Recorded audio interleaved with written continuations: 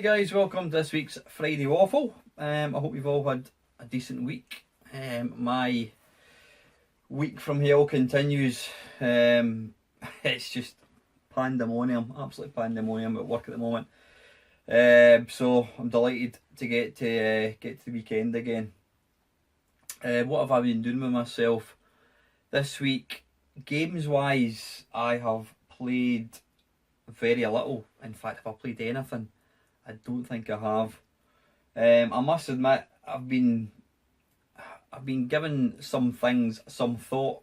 Anyone that watches my channel, you probably know I'm one of these kind of people that like to kind of keep busy. I like to kind of have plenty of things to do, but I just feel over the last few months, I never ever seem to be in, and it can get a bit annoying when you're working, you're going out, you're never really in.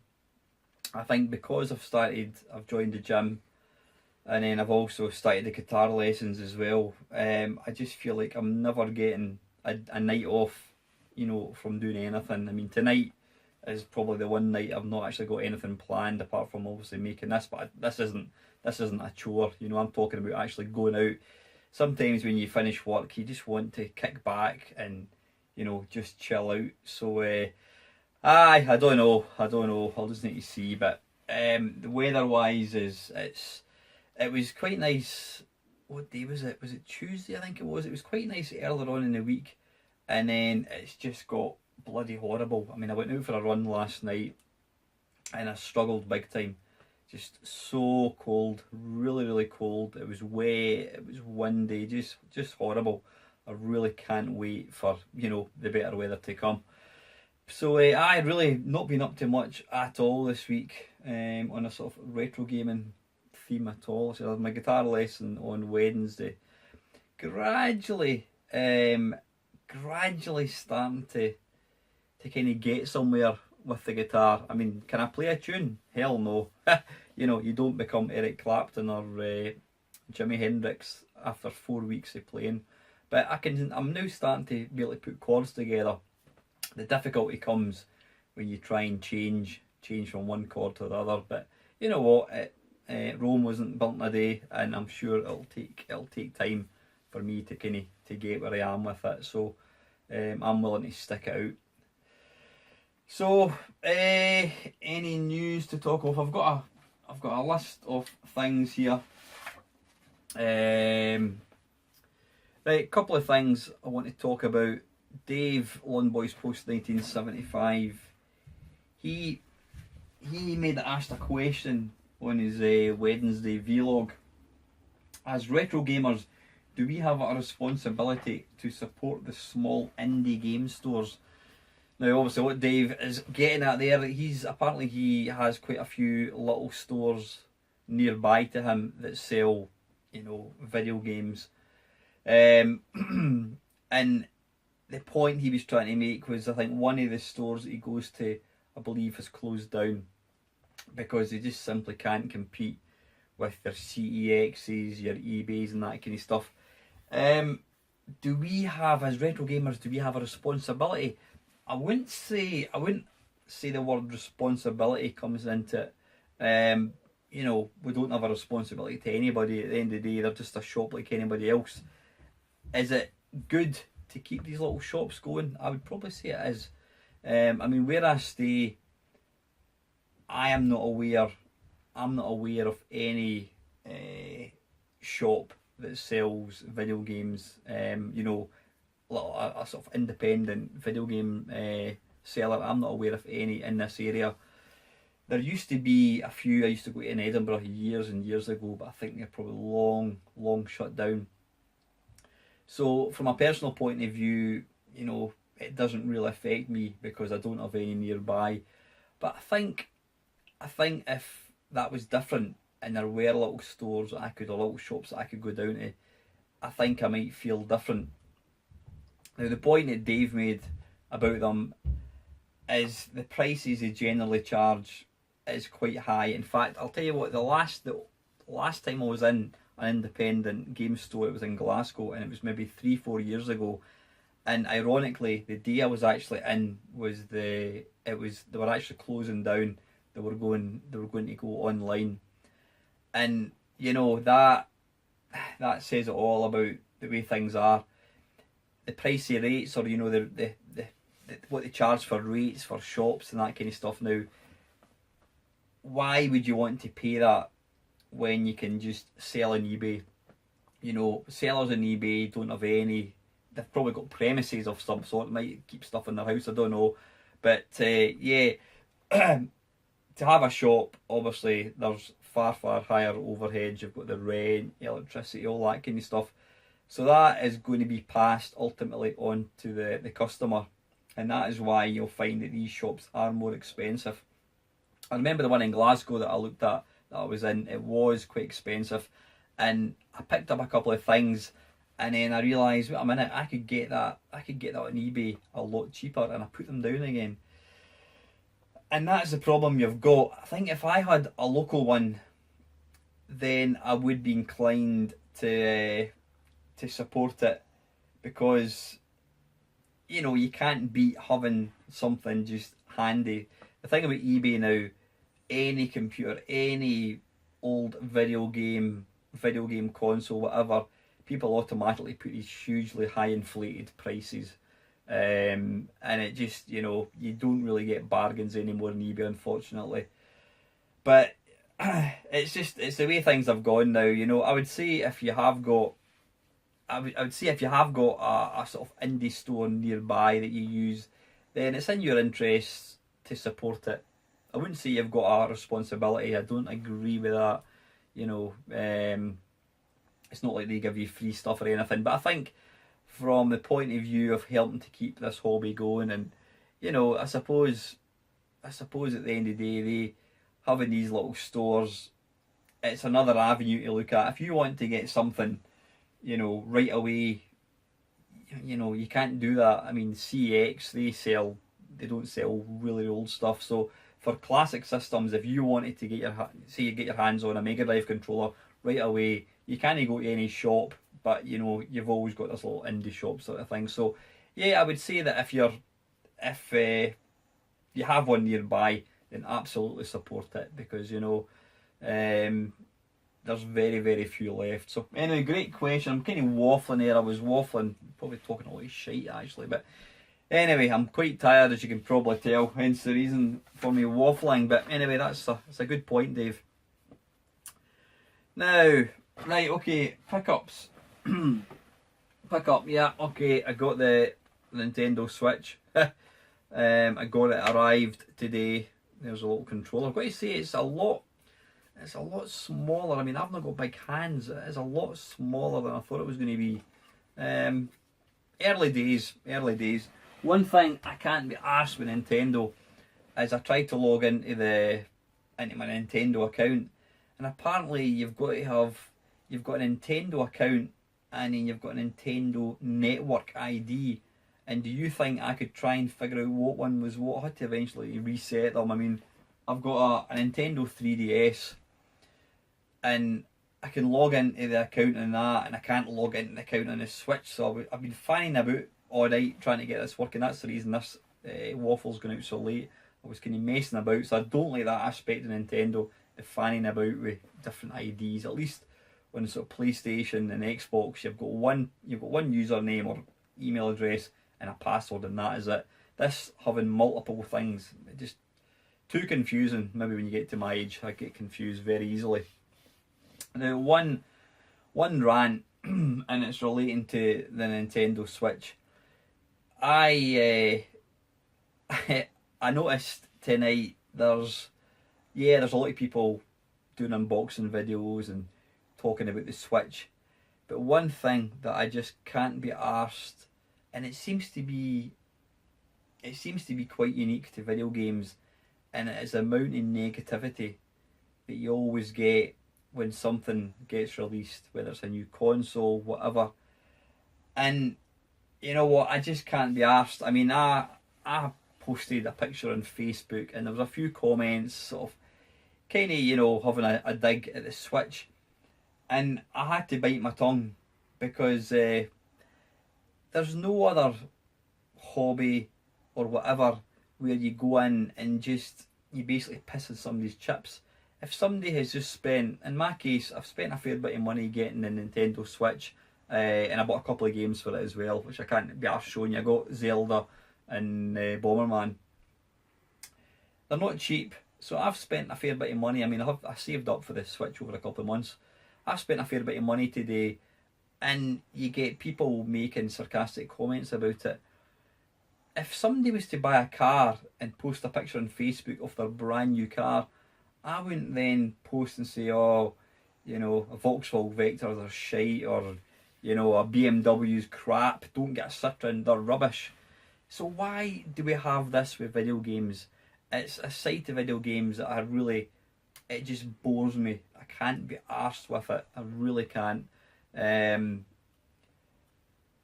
You know, when you spend a lot of money, you want to justify to yourself that you've not wasted your money buying something, and so you're quite happy to talk to people, you know, other people who've got it, and talk about how good it is and the great games and na. What you don't want are people coming along and basically, you know, slagging it off, and then you're just thinking, bloody hell, I've just spent all that money and there's people saying that. I don't know why video games, why this the hobby of ours attracts such negativity. But it just bores me. I just find it really boring, and I find it quite sad that people take it upon themselves to just try and, they're a party pooper. You know, if you don't, I mean, I'm not into football, and I would not go into a football page and start slagging them off because I've got no interest in it. So why do people feel the need to talk about, if somebody's made a purchase, why do people feel the need to go on and just have a go at it? So I just find it boring. I find it very negative. I can't be arsed with that. You know, we've all got our own hobbies. We've all got things that we like to do. And if it's not for you, then just ignore it. Don't go in and piss on their chips. You know, it happened tonight, and, you know, I dare say, you know, you can go in and look at, go into any forum, and there'll be as much negativity as there is positivity, you know, with the Nintendo Switch coming out. But at the end of the day, it's a toy, it's a new bit of entertainment, the same as a TV, the same as anything else we buy. So why do people feel the need to piss on other folks' chips when, if they've got something that they don't like? Don't get it at all. So anyway, rant over. Right, God, I'm in a tetchy mood tonight. Right, Mr. Down the Rabbit Hole, Kevin. Thank you, Kevin, for the Friday Waffle. Hi, Alan. Everyone's talking about the Oscars, and I've seen a few award shows dedicated to video games, but I find them really boring and pointless. How about you? I've got to say, Kev, I don't recall ever, I can't say I've actually seen any award shows about video games. I mean, I don't really, maybe just for the reasons I've mentioned there, apart from YouTube and listening to people talking about old systems, I generally stay away from all these like big, you know, the sort of the presentations by big companies and that kind of stuff. So I can't say I've actually seen any presentation ones, mate. Similarly, have you ever watched professional video game player championships? What's your feeling on those kind of shows? I've not watched them for any length of time, Kev.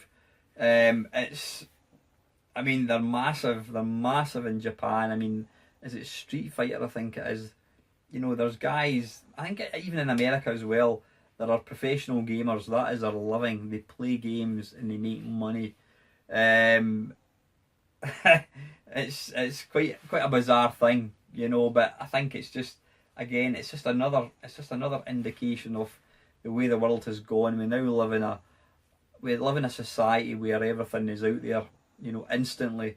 Somebody falls over trips up in the pavement. Before you know it, it's on social media. So yeah, you know, things have changed. There's kids make money doing what I'm doing, I'll be much better. You know, they've got 10 million subscribers. It's a full-time job, so it's quite a bizarre thing. I says I've not really paid much attention to them, but I have seen a couple of clips of like the Japanese Street Fighter tournaments. I mean, it's just massive, absolutely massive. It's not my cup of tea, but it's pretty mental stuff. What's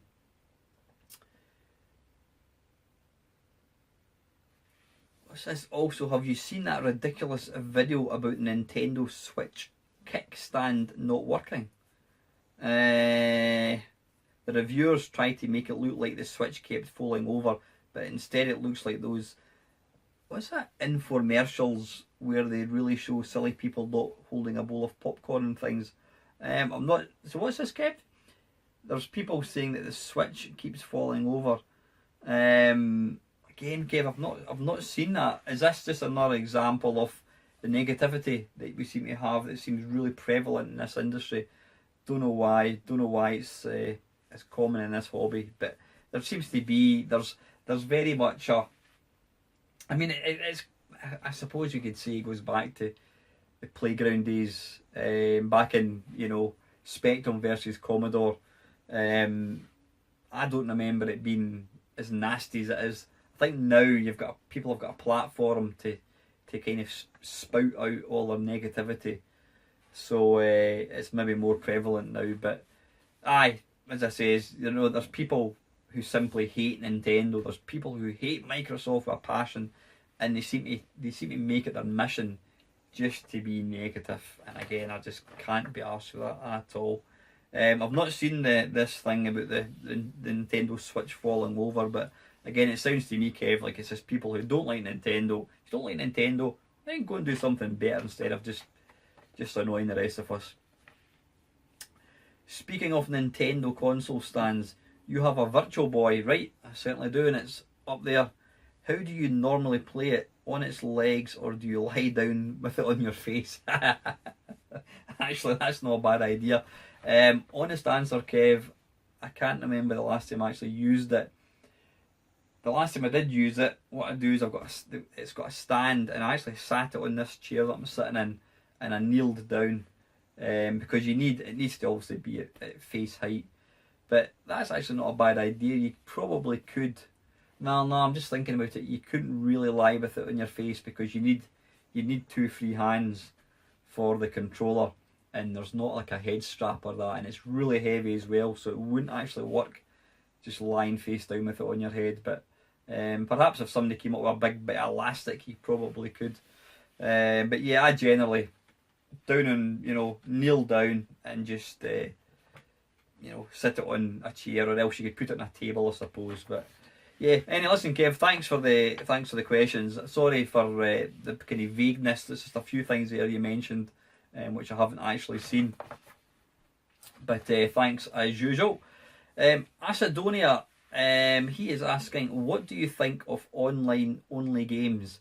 By this I mean ones that need an online connection to be played. I myself will not spend any money in any game, free or costing money, if it cannot be played without a dedicated online server, because it could go down and be gone forever without any warning. Yeah, I think a lot of people are in that boat. I'm definitely like that. You know, I'm primarily a single person games player. I'm not big on online stuff, and you know, I will avoid, if there's a game that comes out that requires an online connection, I will generally move away from it. I don't really want to play it. The best example is Star Wars Battlefront, obviously.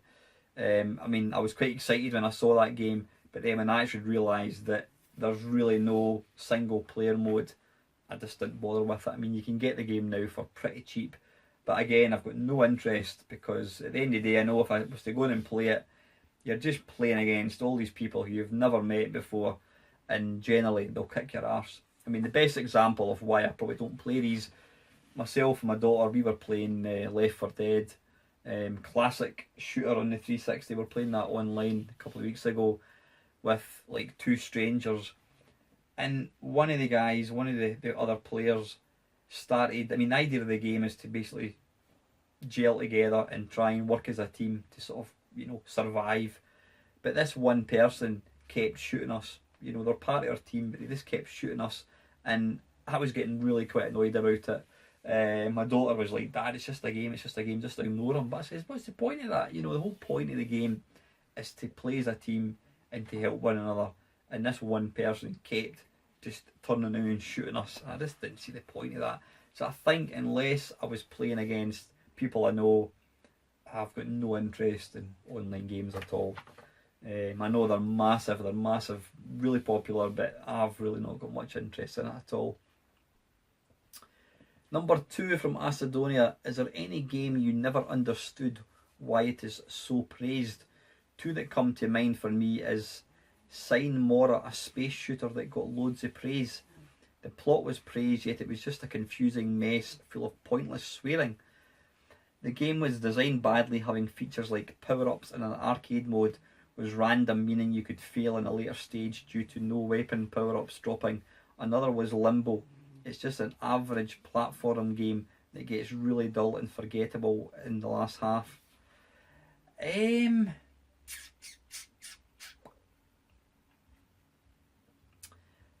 there a game? It's Sign Mora. I'll need to Google that. I've heard of it. I don't know anything about it, and it sounds like, is that a space shooter? So kind of similar to Elite sort of thing, right? Okay. Is there any game you never understood why it was so highly praised? Not really. I mean, there's plenty of games that are mega popular, and I've got no interest in playing. Your Call of Duties, your Battlefronts, all these kind of games, your World of Warcraft, I've got no interest in playing them, but I can understand why they're popular, because graphically wise, they're tremendous looking, they're very, they draw you into the game, they're quite deep kind of plots and that kind of stuff, so I can understand why people play them, but it's not my cup of tea.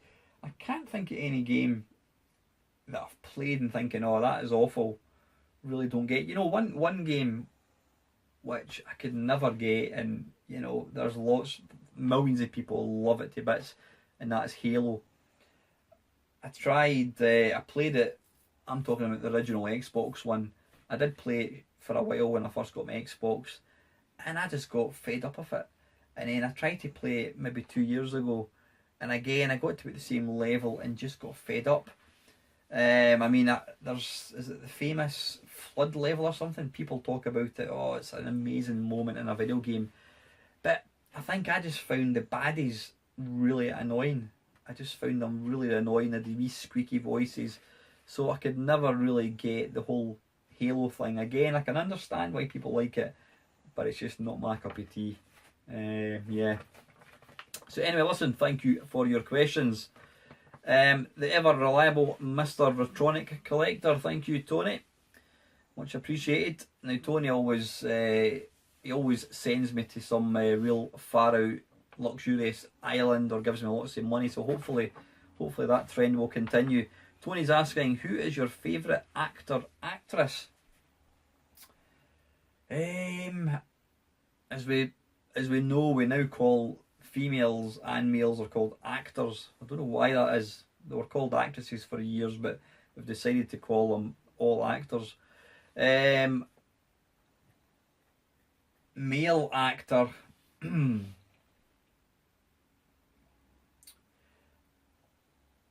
I think I would possibly go for Tom Hanks. He's played such a wide variety of characters in lots of different films. I mean, he's played, was it Philadelphia? He's a guy dying of AIDS. He's played Forrest Gump. He's just incredible. What was the one I saw recently? Sully, where he plays the part of the pilot who landed the aeroplane in the Hudson River in New York about 4 or 5 years ago, or was it slightly more than that? I think it was. He can turn his hand to anything, serious stuff, comedy. He's a likeable person as well. I think he comes across as very likeable. I mean, I've seen a few things on Facebook where he's he's quite happy to get his picture taken. So I like him as a person. I've never met the guy, but I get the impression that he's a nice person. But I just think he's an amazing actor, really good actor. Female wise, have I got a famous female actor?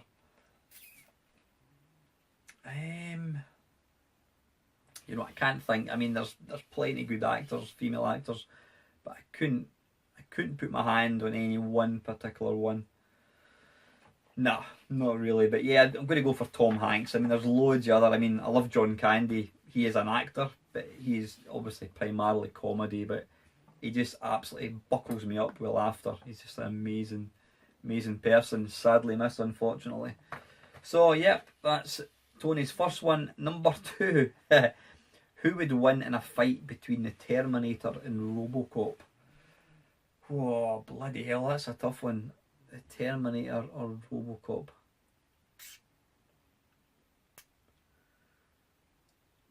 I think I would probably edge it towards the Terminator. I think for the reason is the Terminator can't really be destroyed. I mean, we've seen him getting crushed in various machines, pneumatic presses, and he always seems to survive. Whereas RoboCop is still half man. The Terminator is all android, so I think I would have to go for the Terminator. It would be a close one, but I think I would have to go for the Terminator. And number 3, is there any other console or computer you wanted to get but for some reason or other you never managed to get in your collection? I've spoken about this before. The only computer that I can really think of that I would love to get, and it's my holy grail, and it's the Sharp X68000. It was released in Japan. It's way more powerful than the Commodore Amiga. It runs, is it Capcom hardware? Yeah, I mean, if you look at Ghouls and Ghosts and Strider on it, they're arcade perfect. It's a phenomenal bit of hardware, but the problem is you can't really buy them outside Japan. They're apparently wholly unreliable because of the age now, and you also need to be able to speak fluent Japanese to work it. So the chance of me actually ever getting one is probably 0. So that's the one computer I would love to get, Kev. I mean, there were a few, my Atari 800, which I've now got. The only thing I would like to get is the Nintendo NES. Never had one. Quite fancy getting one of the little mini ones, but I think, was it Kev that was saying that apparently Nintendo are going to stop producing that? I mean, it's literally only just come out and they're going to stop producing it. It's a bit disappointing. So anyway, yeah. And number 4 from Tony. What games will you be getting or have pre-ordered for the Nintendo Switch?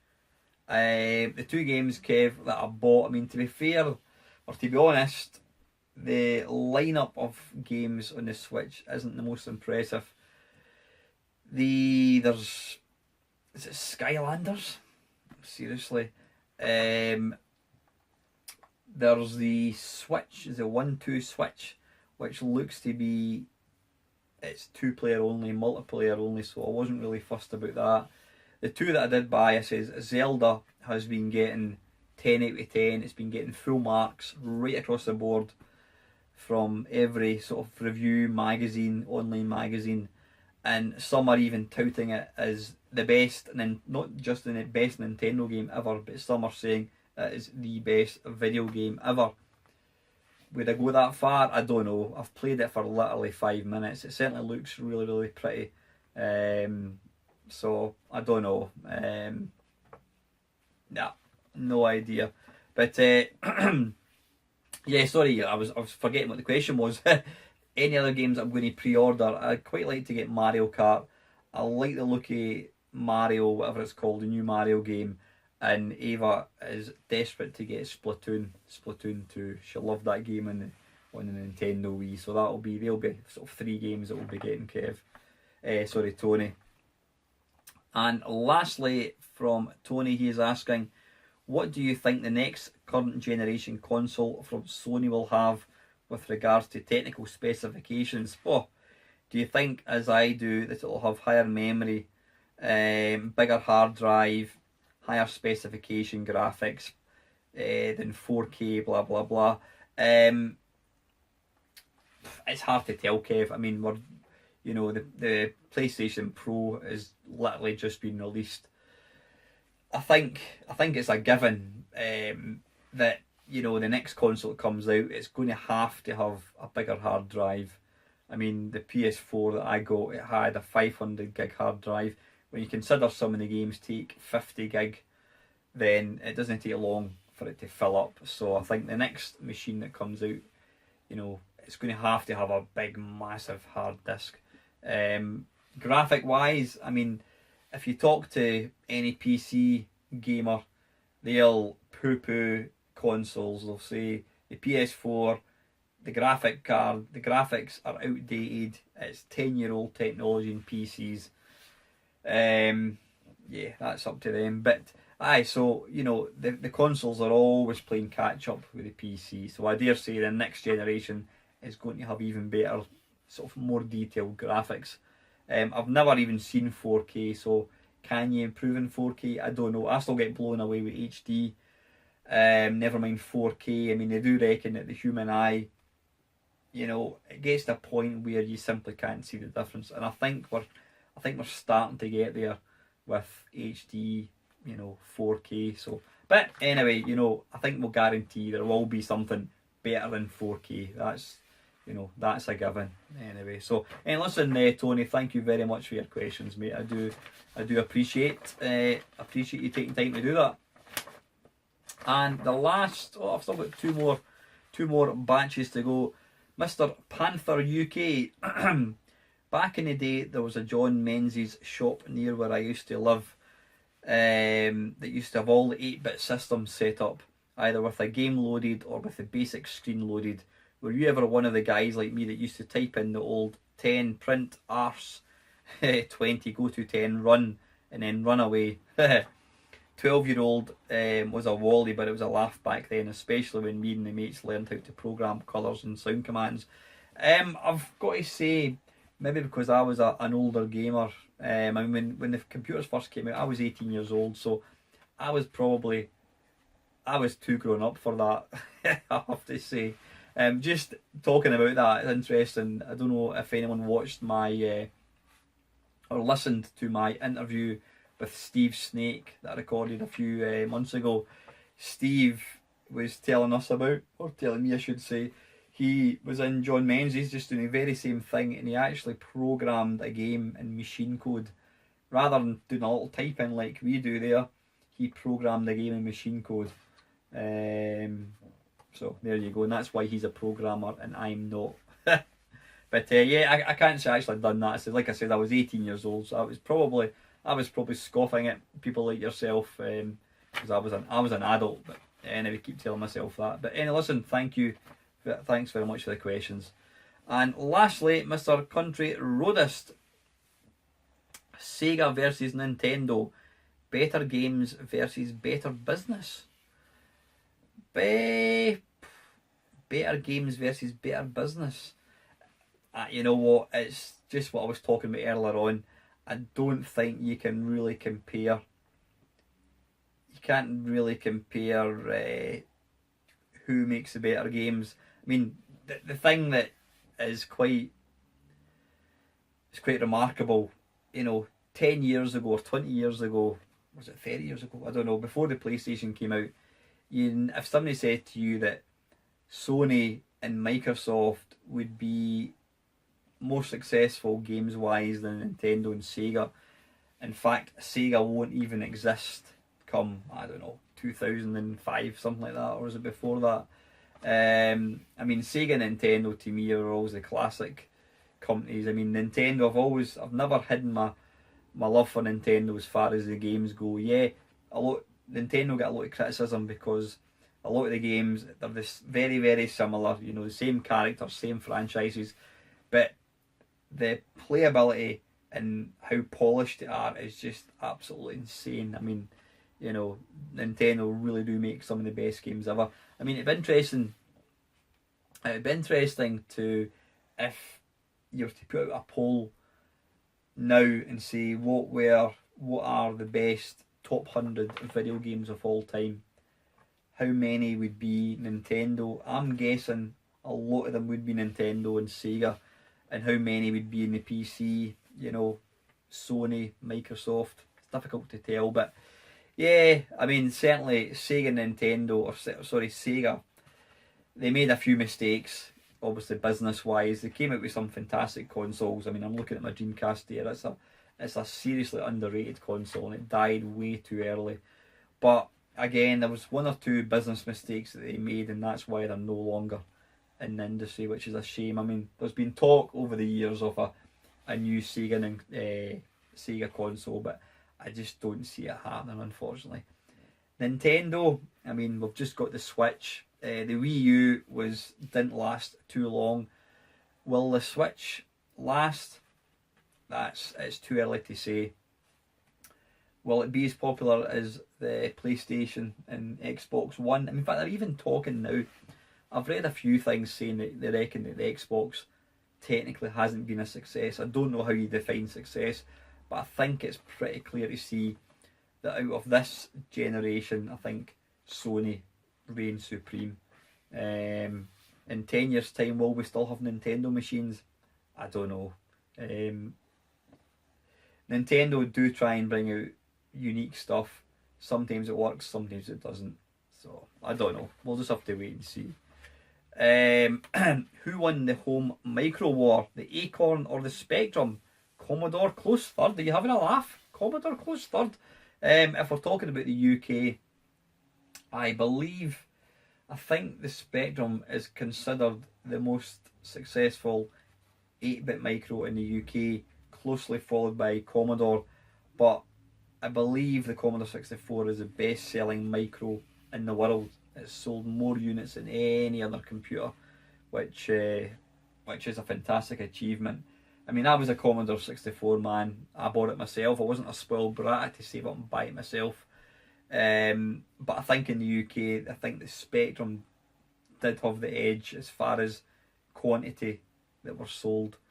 So if you looked at it from that point of view, you could say the Spectrum won the battle, but the Commodore 64 was around just as long as the Spectrum. I don't actually know what one of the two stopped getting games first. Was it the Commodore 64 or the Spectrum?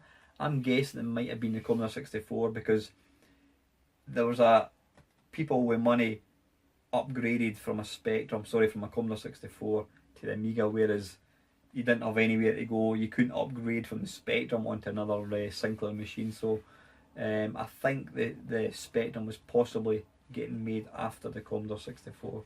I'm not quite sure.